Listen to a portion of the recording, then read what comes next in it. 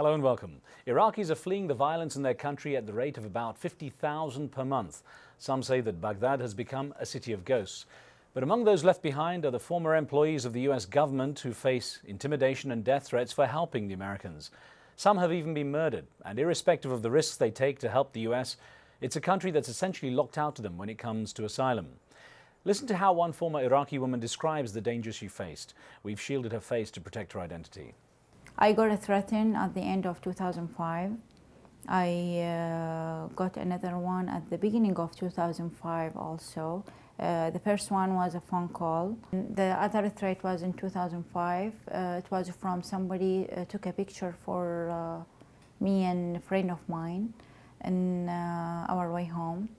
Two of my colleagues get killed or assassinated, let's say. But the problem is they tell you that the security outside is your responsibility. Take it or leave it. On this show, we'll look at why Iraqis who've risked their lives to help Americans rebuild their country are at risk, and we'll ask who's responsible for their safety. Don't forget, we take your calls on this show. The numbers are at the bottom of your screen.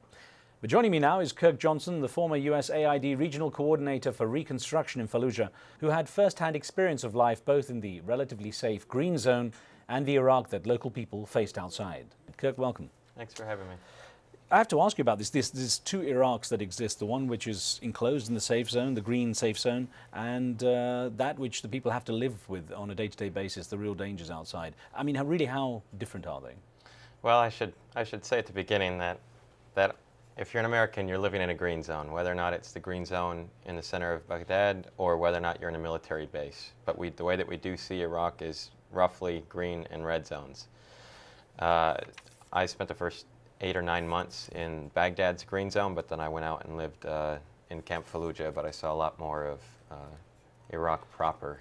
What made you go out? What made you leave? Because I know you got sort of fed up with the way things were in Baghdad, how isolated it was, but what made you go off to Fallujah?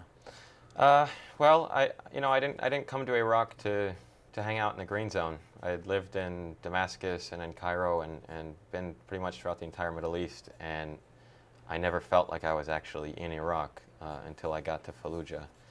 I had a skill set where I spoke Arabic and I had studied the history, and I didn't feel like I was able to really put it to use within the green zone. Interestingly enough, I read in one of the articles how a woman described Americans actually gaining weight while in the green zone because life was sort of full of parties and evenings and events and so on, whereas you actually lost, I think, about 40 pounds once you got to Fallujah, about nearly 20 kilos. Yeah, it was one of the best things that ever happened to me in Iraq.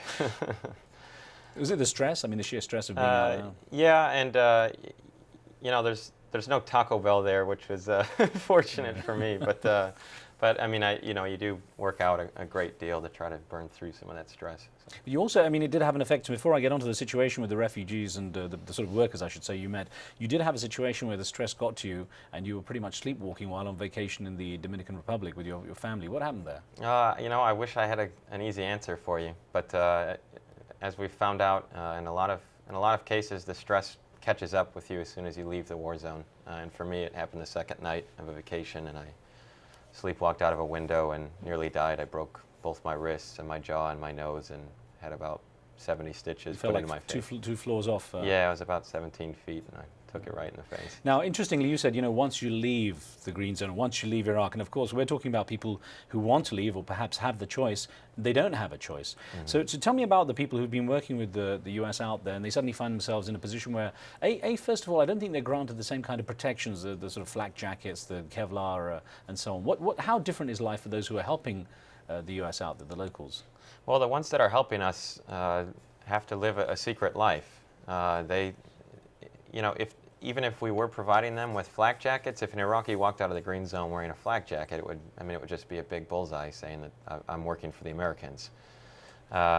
So they have to sneak in and out of the green zone, and they have to keep secret from even their close friends who they're working for.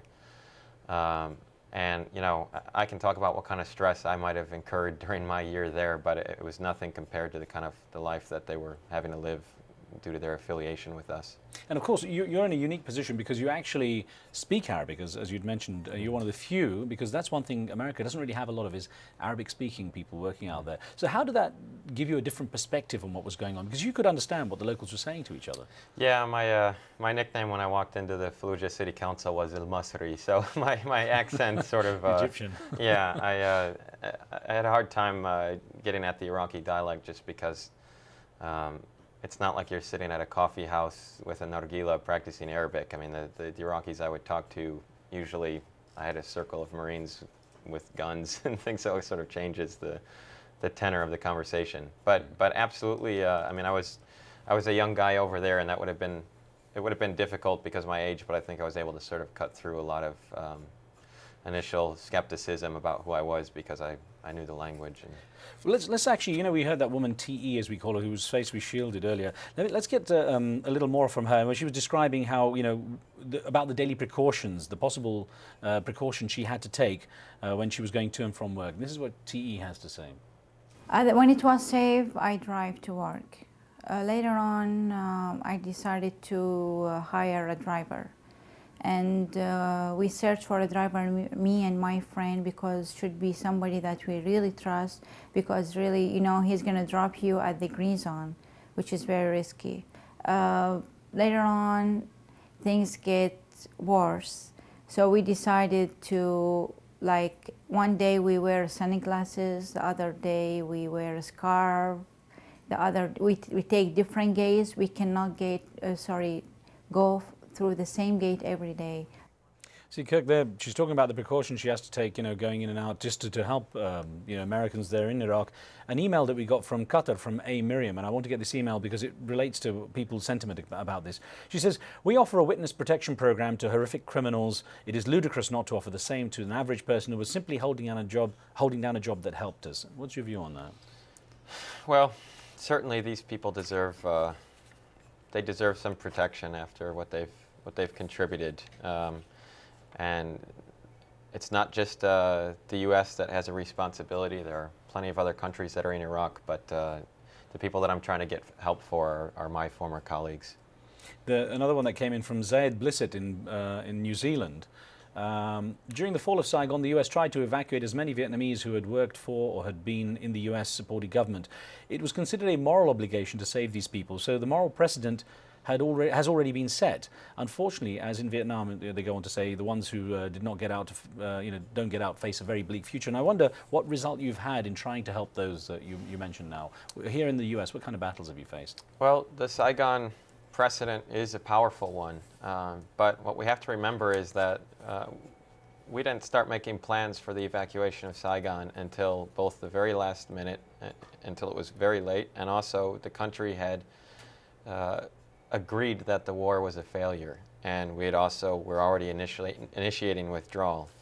So for a policymaker to look back at the Saigon example, that's the one that they are least likely to go back and look at, because they don't want to make any assessment, nor do I, frankly, on the state of the war and what our chances are over there.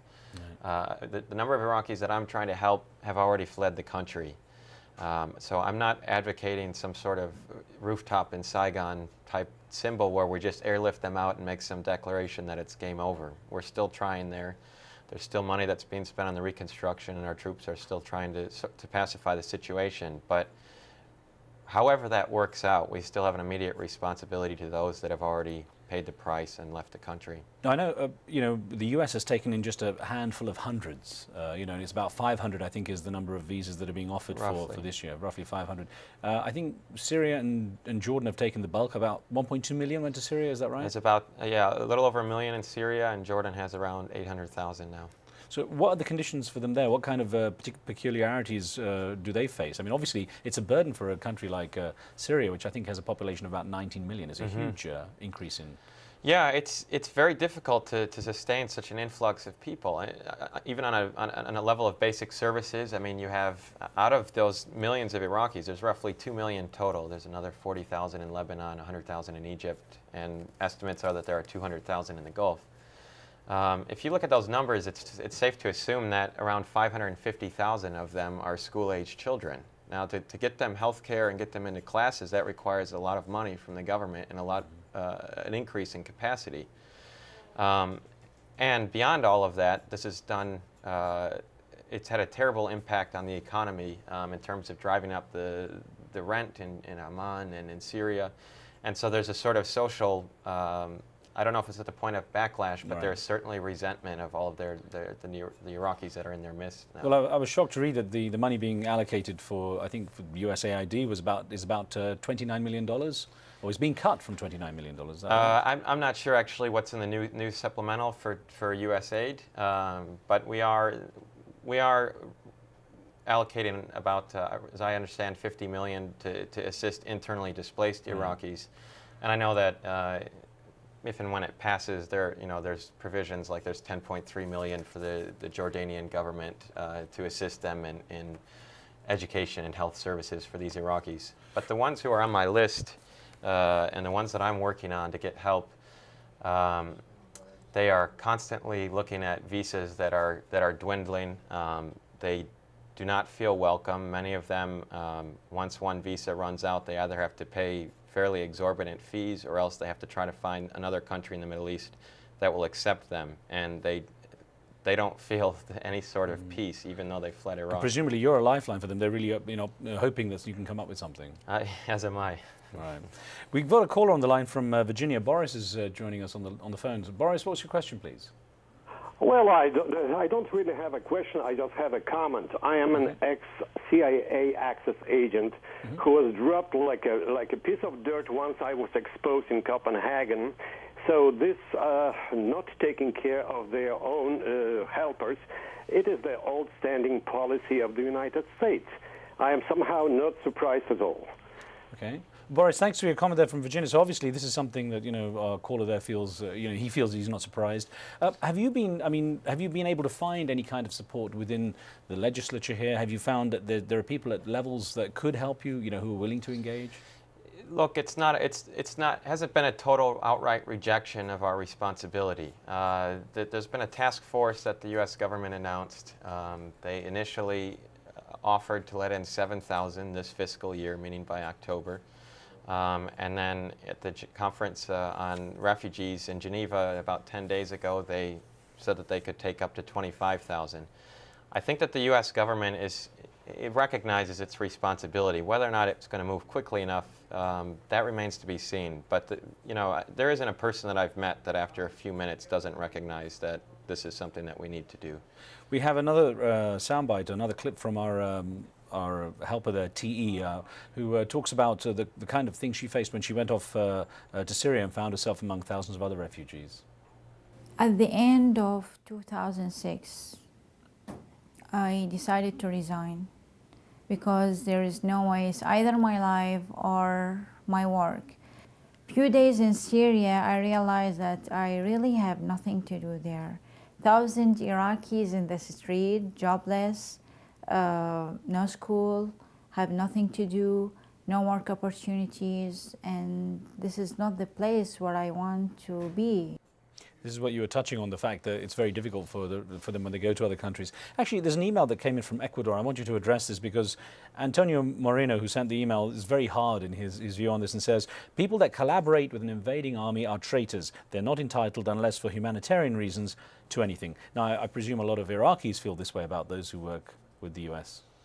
It is, and it's not any point of view that I agree with. The Iraqis that helped us there, if they were traitors, they were betraying the idea of rebuilding their country in a sort of responsibility, civic responsibility. Whether or not, I was opposed to the war. I was flatly opposed to it, but I still felt that I had a responsibility to go and pitch in. And the people that are fleeing the country now because they worked for us had, I think, a similarly honorable notion and sort of compulsion to help. You came across a lot of stories, of course, of the kind of things they face. So give me an example of the kind of things that, they came to you and said, listen, this is what I'm up against. The first friend of mine that really drove me into trying to raise awareness on this issue and to get them help was a friend of mine who had worked for us for several years. And he came home one day, his cover having been blown, and he found a severed dog's head thrown on his front steps with a note pinned to it saying that his head would be next. He fled to a Gulf country where he was constantly trying to find a way to get a visa extension. A lot of times they make you leave the country and then come back in. And you have to understand that none of the countries in the Middle East are signatory to the 1951 Convention on Refugees. So they're not actually, an Iraqi that's in the region doesn't have any rights through international law. They're recognized in the Middle East as guests. And as such, I mean, if I can get the UN High Commissioner for Refugee to write them a letter of protection, it doesn't really mean much. It doesn't guarantee them against deportation. So this friend of mine got to the Gulf, and through a lot of phone calling, I managed to get him a job offer, but he, like so many other Iraqis in the region, cannot get work permits even if they have job offers. And so they're basically, their choice is to sort of sit in suspension throughout the Middle East, where they can't work and where they can't get to any other country, or else they go back to death threats that are waiting for them in Baghdad. Interesting, this email that came in from Vancouver in Canada says it's totally shameful that hundreds of thousands of Iraqis flee to Jordan and the pariah states, Syria and Iran, pariah states in inverted commas here. How come it is expected from the neighbouring countries to carry the burden? They've actually been quite generous in their support of the refugees, haven't they? I mean, Syria hasn't really made any fuss about taking on 1 million+ refugees.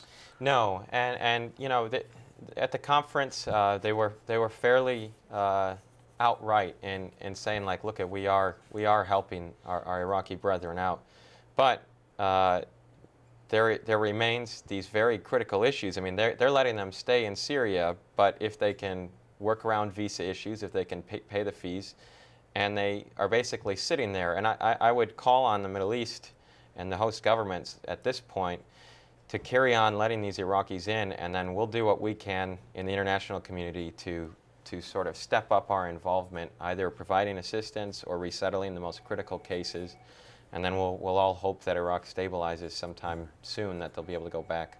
Well, let's, so as we end the show, listen to another soundbite of TE talking about why, after all this, she still did this work. For me, it is a good, yes, it is a good job, a good experience. Plus, I think part of it, you help your country. Because, you know, after the war, everything is damaged. You need to make the reconstruction. And for the military, my work was, my team was dealing with the orphanages, which is very good. They need somebody to go with them to translate for them. Again, TE there, we've shielded her face to protect her because, like many like her, obviously are worried about being uncovered in case they face any death threats. Kirk, thank you very much for coming in and talking to us. Good luck with your work, and hope to see you again and with some positive news next time as well. Thanks, you too. All right, thank you. And thank you for being with us. On tomorrow's show, the final days of Tony Blair's tenure as Prime Minister. Tell us what you think. We'll see you next time. Street Talk is coming up next.